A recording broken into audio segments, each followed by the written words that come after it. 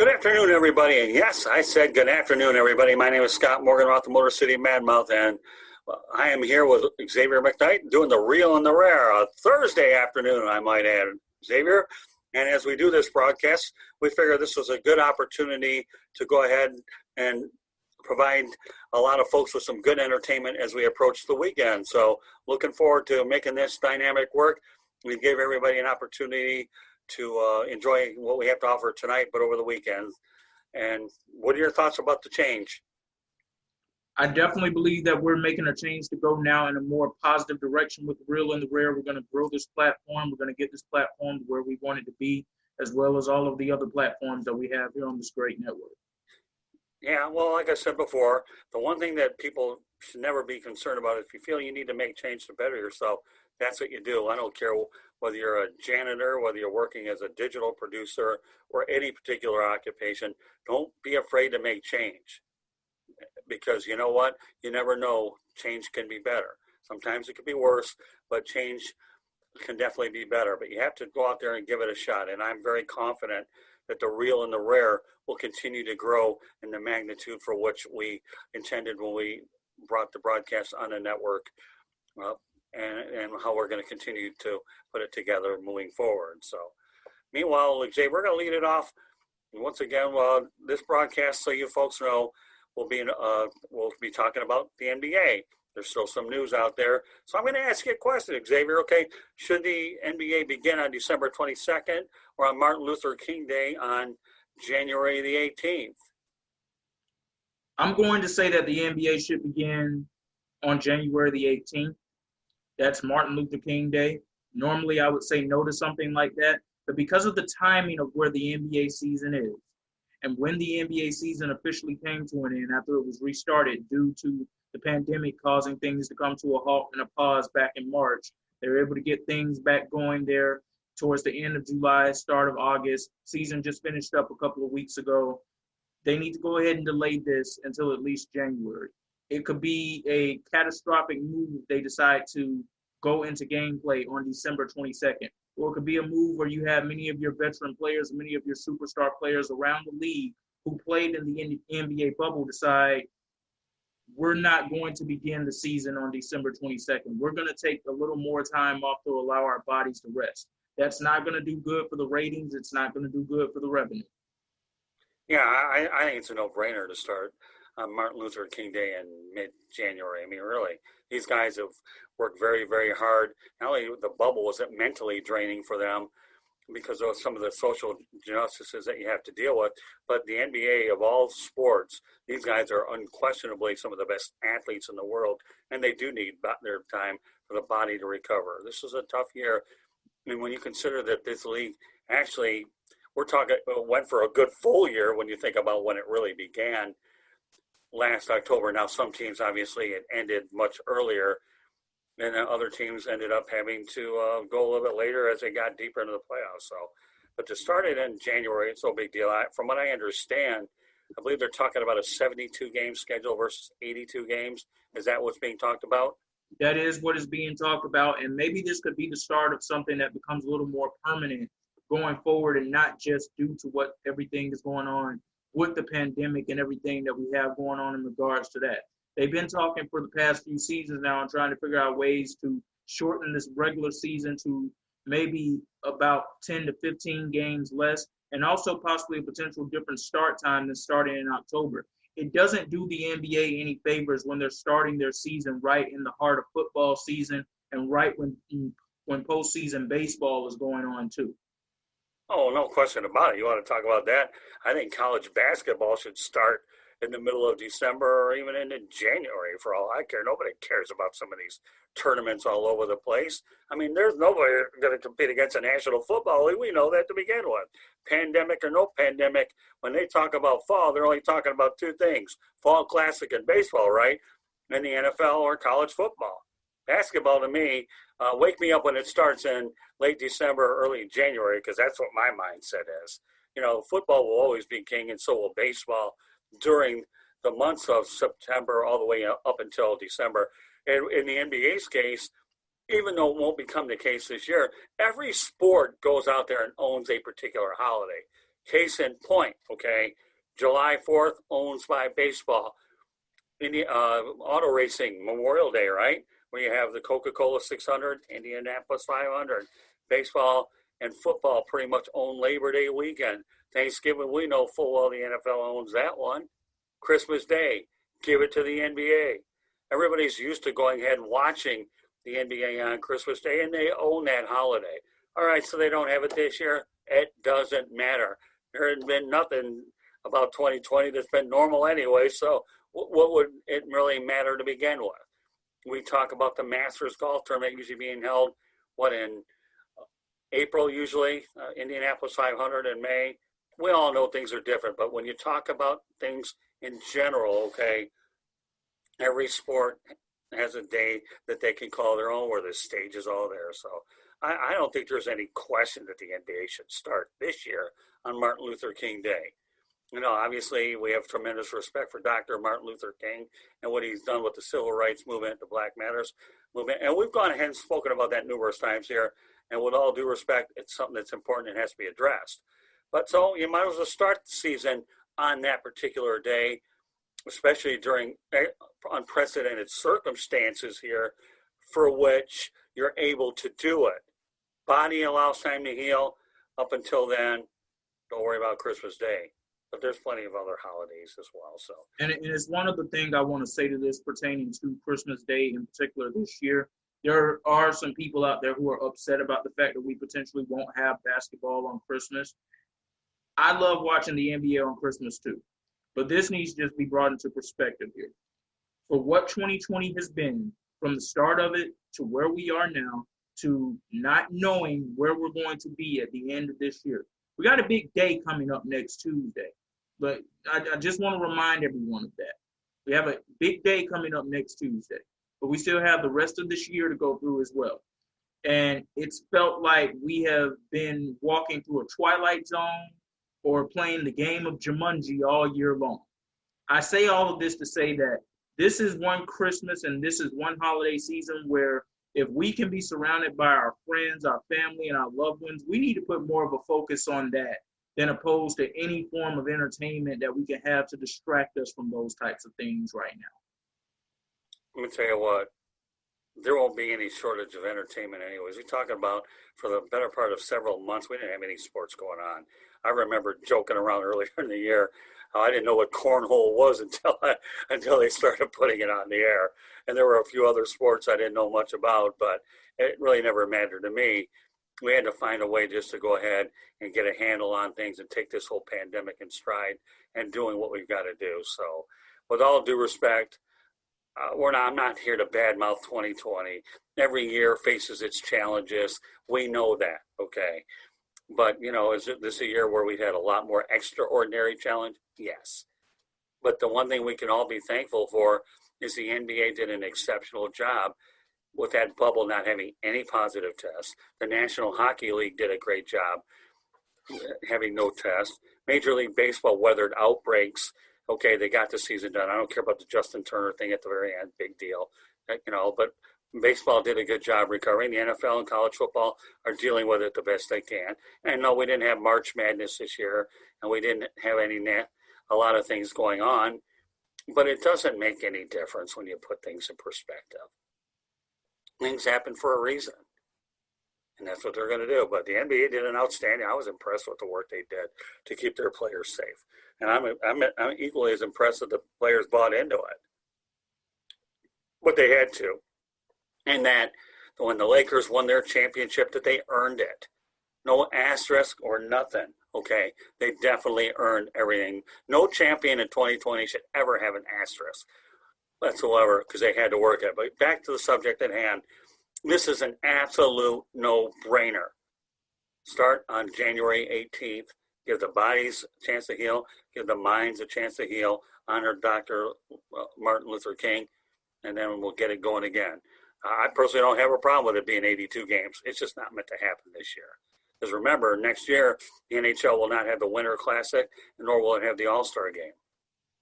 But that's just, we're going to have that carryover effect. So I guess we can agree on the fact that Martin Luther King, Dr. Martin Luther King, we hope that it starts for good measure okay, on your day. You've earned it. Onward we go. Talk about Gail Miller and the Miller family have reached an agreement to sell the team to Ryan Smith, who's worth $1.6 billion. For a lot of you folks that want to know about the logistics of the sale, what will be included in the sale is Vivint Arena out in Utah. You got Salt Lake City Stars, I believe the G League team, and you also have the LA Angels, AAA affiliate, the Salt Lake Bees. It looks like the Miller family wanted to make sure that the Utah Jazz are going to stay rightfully where they belong. Some thoughts about the sale? It feels like the time is right for the Millers to go ahead and make this sale. And I say that potentially because there was something that happened earlier this year, very significant to the Utah Jazz, that really left a hole and really left a void and really just felt like a true end of an era. And that was the unfortunate passing away of longtime Utah Jazz head coach Jerry Sloan. Right. Rest in peace to him. But it just feels like they are about to undergo a new era. Now, they have they do have a good basketball team. They got some good young stars there. They have a perennial playoff team. They've got one of the top 10, top 12 head coaches in the game right now, to me, and Quinn Snyder. And the fact that you have this younger person who's coming in who may be able to relate to the players and what they want to see necessarily a little bit more than maybe Gail Miller and the Miller family were able to do at that point. But it's a lifelong Utah Jazz fan, someone who's from that area, someone who's going to make sure that the team stays in that area. That's the most important thing. But, I just want to take this time also to congratulate the Miller family on 3 decades of success of owning that organization. The only other organization in the NBA that has had a better winning percentage in the NBA since they have owned that team are the San Antonio Spurs. Yeah, it's not their fault that when they made it to the NBA Finals, they ran into a buzzsaw named Michael Jordan. You ever heard of him? From last I heard, Michael Jordan's a pretty good player. Yeah, they don't call him the GOAT for no reason. Yeah, I know. I mean, those who agree with that anyway. Well, that's okay. That's something that we'll talk about in a future edition of the Sports Exchange. I would welcome a debate with you and another guest talking about that. But yeah, the Jazz have been with Jerry Sloan, and prior to that, I believe it was Frank Layden who coached them prior to that. They've been a model of success. They took a franchise in New Orleans, the Jazz, and moved it to Utah, and they've done really well with that franchise. They really have. I still often wonder why the Utah Jazz didn't change their name to something conducive to the area. But then again, if I'm going to sit there and make that comment, I might as well say the Minneapolis Lakers and the LA Lakers, they didn't change the name. They kept it with them. But the success followed the franchise, nevertheless, in championships and consistent play on the court. And they've had a really good tradition. I got to tell you, many years ago, I saw a couple of games at the Salt Palace when Karl Malone was there. It was, I think, a 10,000, 12,000 seat building. I enjoyed it. In fact, I got to tell you, on a really interesting trip there, I saw a couple of Jazz games, and then I saw a hockey game there or at the Salt Palace.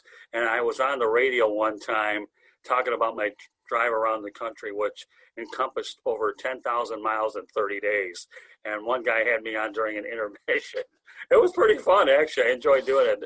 I didn't plan to go on there, but when I told the guy I was from the Detroit area driving all over the country, and I only had so many states to go before I hit all 50 and knocked out the Continental 48 on one trip, they had me on during an intermission. It was pretty good. But you know what?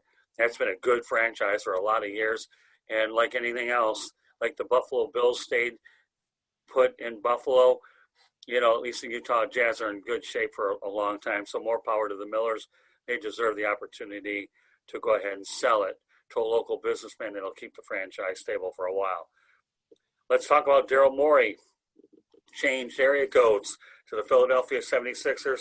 He's a president of basketball operations. He gets a 5-year deal to run the franchise. Elton Brand remains the general manager. Some thoughts about Daryl Morey, who probably won't get a Christmas card from those people in China, but he's certainly getting a 5-year deal to try to get Joel Embiid and Ben Simmons and the rest of that dysfunctional group on the right path, with Doc Rivers leading the charge. Well, I'm very surprised that he's coming back into the game this soon. I thought that he would have taken a year off for some of the reasons that we heard that he stepped down with the Houston Rockets organization in the role that he was in with as their general manager and executive vice president of basketball operations there. He has a daughter who he'd like to spend some time with. She's getting ready to head off to college, or she's already in college. Just wanted to spend more time with his family, according to the reports that came out. So I thought that he would have taken a year off from the game, just reset, rebooted, spent some time with the family, and the offers would have came flowing in for him. Because whether you agree with analytics or not, you can't go against the fact that for a large amount of time that he was in Houston, they were a perennial playoff team. And championship or not, you're in the Western Conference, you're a perennial playoff team. There were going to be some people who were going to take a chance on that, and rightfully so. I never thought that he shouldn't have been a general manager or an executive vice president of basketball operations in the NBA. I just thought his time in Houston should have came to an end when it did. I felt like they had gotten everything that they were going to get out of that group. And when you completely just bought into this small ball theory, which I don't know if that was more of Daryl Morey or if that was more of Mike D'Antoni. My guess would be that that was more of Mike D'Antoni, because when I go back and I look at his history in Phoenix, in New York, and what he also tried to do with the Lakers, but their general manager and their ownership wasn't going for that. But at that point, the Lakers were headed for a complete rebuild anyway. Right. But he's normally tried to play this small ball, 7 seconds or less offensive system, and it does wonders in the regular season. But when it's time to get to the playoffs and it's not that three-point shooting basketball frenzy and it turns into get me a bucket and get me a stop, it doesn't work very well. So there's no doubt in my mind that Daryl Morey is going to go to Philadelphia and he's going to do a great job. He's got some great stuff to start off to work with. He's got Doc Rivers as a head coach. I believe Doc is going to turn the Sixers around and at least get them close to being an Eastern Conference Finals contender again. I don't believe he's going to get rid of Ben Simmons or Joel Embiid in favor of James Harden, like there are some rumors and reports out there that indicate that. James Harden is 31 years old. Daryl Morey knows that he doesn't need to go older. He needs to try to stay as young as possible. But it helps when some of that youth is experienced as well. They've already been to the playoffs for the past 3 seasons, so you can build upon that. And I have no doubt that a Doc Rivers-led team is going to have some size on it anyway. So the bigs will remain in Philadelphia. I do believe Daryl Morey is going to have good success in Philadelphia. The only concern that I would have in regards to that is the security of Elton Brand as the general manager of that team going forward. He will hold that title for this year, but it's not going to surprise me if he is totally weeded out of the equation after next season is over, because we've already heard things out of Philadelphia with the ownership not necessarily being happy with a lot of the decisions that he has made. Well, Elton Brand, you only need him around for just a year anyways, so that Daryl Morey can get an idea what he has around him. Usually what will happen in many instances such as this is you keep the holdover around, you'll learn from the guy, and as Gene Hackman would say in the movie, let's see what hand I've been dealt. So you talk about basically literally an assistant coach in the front office. Once you get your information, then you formulate an opinion whether, one, you can work with him, and two, whether he needs to be around. So, yeah, he's at least good for a year, if for nothing else, good for a lot of knowledge. But that's about it. So I'm going to talk about another coaching change, which I was reluctant to talk about, but I'm going to do it now anyways, because I think it's probably appropriate since we are talking NBA basketball today. What are your thoughts about Stan Van Gundy landing with the New Orleans Pelicans? I'm very indifferent about this. His last stop in Detroit with the Pistons was very catastrophic, but his stops in Miami and Orlando earlier in his career, he did some good things with helping develop Dwayne Wade as a young player. He did some good things with helping develop Dwight Howard as a young player. But this is a what have you done for me lately type of business. And the last thing he did lately as a head coach was went to the Detroit Pistons, and it was just an awful mess all the way around. It helps that he's going to the Pelicans and they have a lot of young talent there. But I thought that a better candidate for that job would have been Jason Kidd, to be quite honest with you, Scott, because when he left his head coaching job in Brooklyn where he had all of those aging vets and he went to Milwaukee and he helped develop Giannis Antetokounmpo into an all-star player. He didn't develop him into he wasn't MVP level Giannis Antetokounmpo yet, but he was an all-star player. Jason Kidd went to Milwaukee, And he inherited a team that had only won 15 games the year prior to him being there. His first year of being there, they won 41 games. They went to the Eastern Conference playoffs, and they pushed the Chicago Bulls to 6 games in the first round. That is the type of perfect situation that I thought would have been great for him, and it's something I thought David Griffin would have looked more into. I don't know what they're really looking for here with Stan Van Gundy, besides the fact that he has a history of developing young players in other organizations not named the Detroit Pistons. But this is either going to lead to a better development with Zion Williamson and Lonzo Ball, Josh Hart, and Brandon Ingram, or this is going to be catastrophic. So right now, I don't know where I want to lean towards with that. I just feel indifferent about this hire because I didn't actually expect it to happen. Yeah, I was a little surprised. The only thing I could say about Stan Van Gundy, outside of the fact that he wrecked the Detroit Pistons with his general manager, president tag, and buried him with the salary cap, is at least he's only going to coach, and David Griffin is the guy shopping for the groceries. That, to me, is one thing. I do feel that Jason Candidate would have been a better candidate, but the guy, I'm really mind-boggled about why he hasn't been hired. I'll never figure it out. It probably reminds me of when Bob Brentley never got hired in baseball, was why Mark Jackson isn't a coach nowadays goes beyond my wildest of imagination. Stan Van Gundy, I guess the only thing he can prove to everybody is Detroit was a bad stop.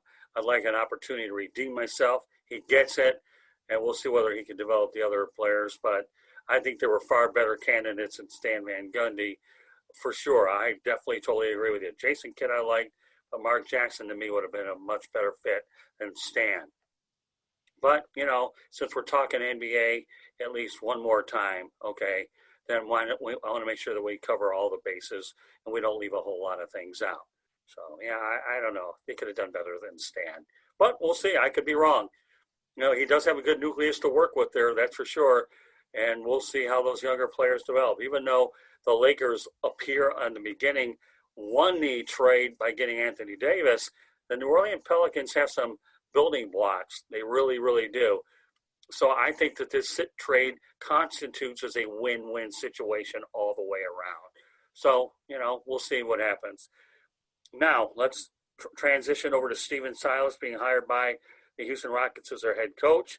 He learned under Rick Carlisle. He's 20 years in the league, and he also worked under Steve Clifford with Charlotte. Anybody that learns under Rick Carlisle deserves an opportunity to coach in this league. I've always thought in my mind that Rick Carlisle could have won a championship in Detroit. He didn't get the opportunity. He put together 2 back-to-back wins of 50. Luckily, the Pistons had a successor in place with Larry Brown, but Rick ended up winning one in Dallas. So what are your thoughts about Stephen Silas as the head coach for the Houston Rockets? It's definitely, I believe it's going to be a good hire for the organization. I just don't know if it's a win right now type of situation. The one name in particular that was floating out there more so than Stephen Silas for the past few weeks was Jeff Van Gundy. I thought that if they hired him, that would have been more of a win now situation.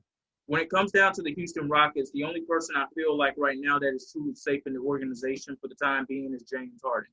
At some point within the next season or two, I do believe they're going to move off of Russell Westbrook.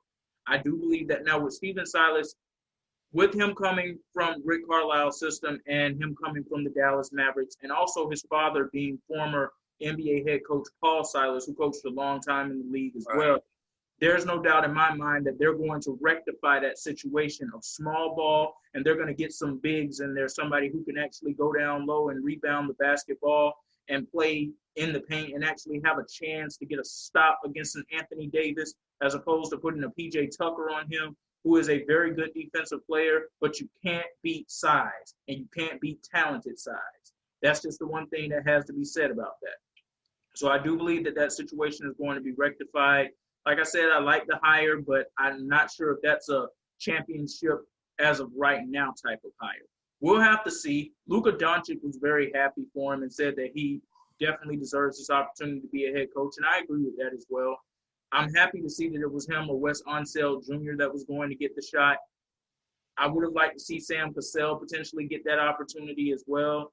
Just some fresh new blood in some new places instead of bringing in recycled old names that have had chance after chance after chance and they haven't really been able to get the job done. Yeah, I mean, I saw Paul Silas play. I'm old enough to say that I have seen Paul Silas play. Hard-nosed player, great basketball mind. If the son, obviously, there's good bloodlines there. We'll see whether Steven can go ahead and get that situation rectified. But there's no way they can win with that small. And they were definitely exposed. As far as Jeff Van Gundy, to me, his style of basketball, I don't think suits the talent or the flash that those players represent. I really don't. His old school mentality, does it rub off on today's players? I don't know, but I think Jeff Van Gundy's smart. Stay in the broadcasting booth. He lives in the Houston area anyways, and there's nothing wrong with being able to do what you do well. Talk about the game that you obviously had success in New York with, as well as throughout the league, and just talk about it instead of going into a situation where today's players, to me, it's a much different animal, and the one that I really have been turned off about. I agree with you on that. And also, I believe he's playing the game that John Gruden played when he was on ESPN as well. He was going to stay in that broadcast booth until he felt that he had found the perfect situation to allow him to return to the sidelines. Am I saying Jeff Van Gundy is one day going to return to the sidelines with a 10-year, $100 million deal? No, absolutely not. He did not win a championship when he was a head coach. Now, he did some phenomenal things with the New York Knicks in 1999, taking that 8-seeded Knicks team all the way to the finals before the San Antonio Spurs became the San Antonio Spurs dynasty that we've come to know and really respect. But he didn't win a championship, so I don't expect him to get that type of deal. But I do believe that at some point in the next few years, because it keeps coming up more and more, and that's what we saw with John Gruden as well, Scott. The conversation came up more and more. So the more and more the conversation comes up, I do believe that within the next few years, there will be a team and there will be a situation that he will feel suits him perfectly at that point. And I do believe that he will return to the sidelines one day. Well, I mean, Stan Van Gundy said the only team he was ever going to go to was the New Orleans Pelicans. He didn't need to go back on the sidelines, but he also knew he had to redeem himself a little too. So if you're going to pick your situation, you pick your situation about where you can succeed. You don't want to be put back out there where you can fail. And with all due respect, Jeff Van Gundy, if he feels he belongs in the television booth, is one thing.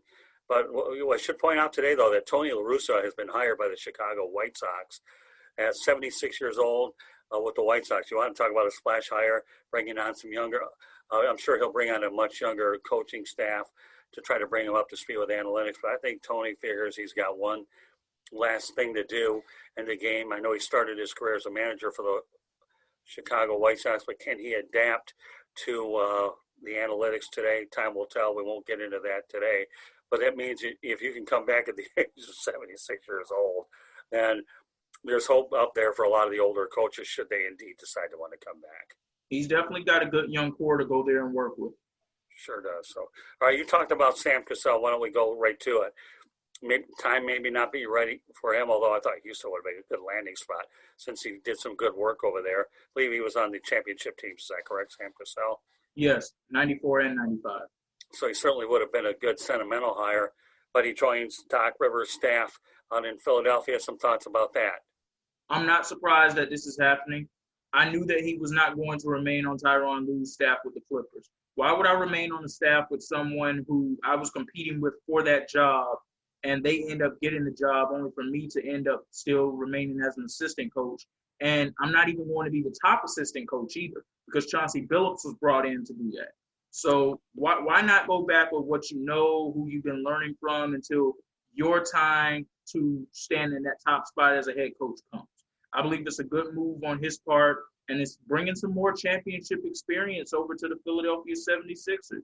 And I'm curious to see how this is going to help Ben Simmons get better in particular. Sam Cassell wasn't a superstar point guard, but he was a point guard when he played in the game. He was an all-star caliber point guard for many years of his career. And once again, two-time NBA champion. So I'm curious to see what's going to happen right there, in particular with that dynamic with him and Ben Simmons, and him having a hand in helping develop Ben Simmons' game, in particular on the offensive end, and help him go to the next level. Yeah, I mean, again, he's a point guard. He's a leader. He just has to pay his dues like everybody else. I think the only thing that ever drove me nuts about the NBA was, and I still drives me nuts outside of the Mark Jackson situation, is why Patrick Ewing never got an opportunity to become a head coach. We'll never know. I think that was an injustice. He paid his dues. Sam Cassell will pay his dues. So one other closing thought here. I know Chris Paul. Where do you see him landing at some point? I do believe that Chris Paul will end up being on the Los Angeles Lakers. Oh, do you That's really? where I ultimately believe he's going to end up going.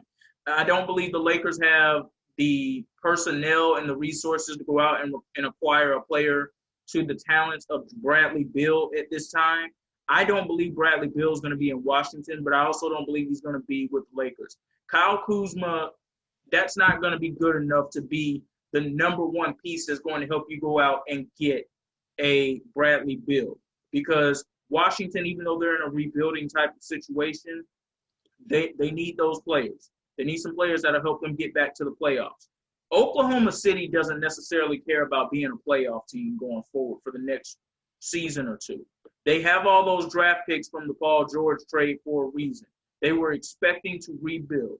When Chris Paul was traded to the Oklahoma City Thunder as a part of the Russell Westbrook trade, no one, and I mean absolutely no one, maybe outside of Chris Paul, expected them to have the type of season that they had. And now you see them, they fire Billy Donovan as the head coach. That's a clear signal right there. Hey, look, we're restarting this thing, because it didn't work out with Kevin and Russell and James. And, we exercised all that we could with that when we had it, but now it's just time to start over. So is the Windy City big enough for Billy Donovan and Tony La Russa? I don't think that when you started 2020 that Billy Donovan and Tony La Russa would be in the same area code. That to me is pretty interesting stuff. I didn't, but here's what I'll say about the Billy Donovan hire, because we didn't speak much on it. The Bulls, they're getting a good one. They're getting a good one who knows how to develop players. And he hasn't coached in college for a few seasons now, but he's inheriting a situation with a bunch of guys who went one and done and still need to have parts of their game developed. And when he was coaching at Florida, he was one of the best player development type of coaches that there was in the game. So I'm excited for him there, and I'm excited to see what he's going to do in Chicago. It's honestly not going to surprise me if Chicago is in the NBA playoffs next year as the 7th or 8th seeded team. They've got a lot of talent there. I'll just say Billy Donovan's a heck of a coach, period. He's won at every level. What else can I tell you? Won titles with the Gators, and he ended up performing quite well under difficult circumstances with the Thunder, a small market club for sure. So I think, he'll be fine. I think Chicago, Billy Donovan, they're a very interesting team, of course, and I think that the Bulls will be a force to be reckoned with. They'll get that situation on the right track for sure. Any closing thoughts about the NBA that we may have left out? No, we've covered everything.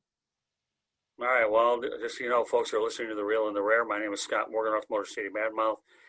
Xavier McKnight is on the broadcast. We do this, and we will be doing it every week on Thursdays.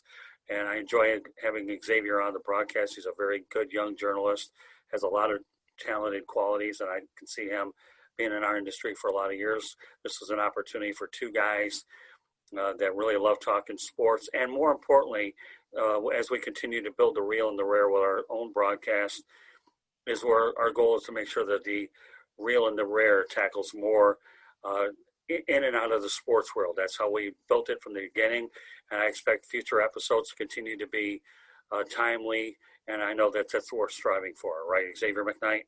Of course. All right, so with that said, okay, why don't you let everybody know how they can get a hold of you? All right, you can follow me on Twitter at XTMCKNIGHII. The two I's at the end are capitalized. You can follow me on Instagram at XMCKNIGH22. You can send me a friend request and a follow request on Facebook and LinkedIn just by typing in Xavier McKnight. And you can also find tonight's broadcast, or this afternoon's broadcast, I should say, on my YouTube channel, which will be up later on my YouTube channel that's titled Xavier McKnight. Very good. And of course, you want to get a hold of us here, you can follow us on Twitter at Tribune South. It's at Tribune South. Facebook and Instagram, South Florida Tribune Gets It Done. Our YouTube channel is South Florida Tribune. I'll give you 6 reasons why you should subscribe to it. Sports Exchange, No Limits, 108 Stitches Baseball Talk, Real and the Rare, Fantasy Football, and South Florida Tribune Podcast. Each and every show, is unique in its own way. It caters to lots of different genres. If you want to hear the audio version of the broadcast, you can do so at Apple Podcasts, Spreaker, Spotify, iHeartRadio, Google Podcasts, or wherever you get your podcast. You can also find the broadcast on our website, www.southfloridatribune.com. We have the Motor City Monitor on there where we talk, since Detroit is my hometown, I do a lot of business up there these days. There are a lot of transplant plants in the area. We have a lot of great content there. We have content from our media distribution partners, as well as our columnists. And of course, you'll find the broadcast on there as well. You can email us at southfloridatribune@gmail.com, or you can connect with me on LinkedIn, Scott Morganroth, and I'll be more than happy to connect with you there. So Xavier McKnight, great broadcast. Obviously, we're going to continue to do a lot of good things with it. And I expect this to continue to build the brand a lot more. So why don't you give everybody the COVID message as well as the voting message, and then we'll get ready for the next episode of The Real and the Rare.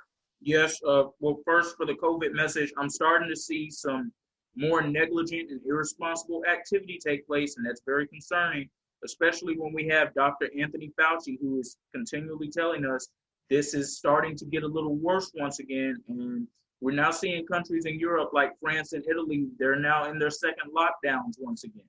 We wonder what's going to happen over here in this nation. We haven't officially undergone a national lockdown, but we saw some periods over this start of this year where things were looking concerning, like were we going to have to lock our country down?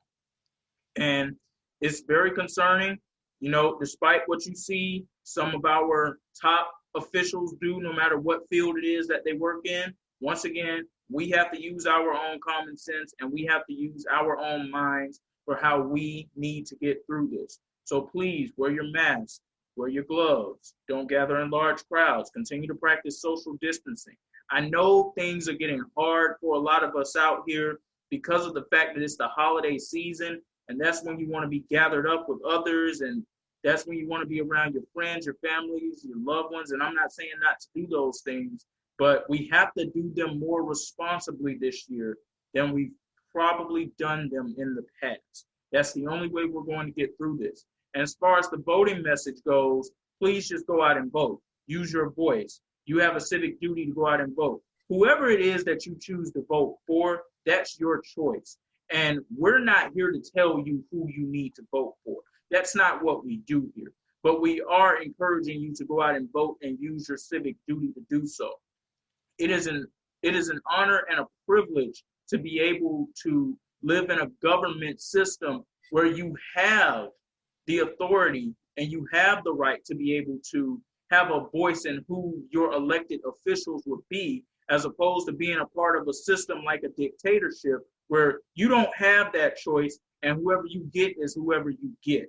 So please, let's use our voices. Let's go out and vote. Here in Florida, early voting is still going on now all the way until Sunday. And of course, Election Day is Tuesday. Let's make sure we get our voices heard.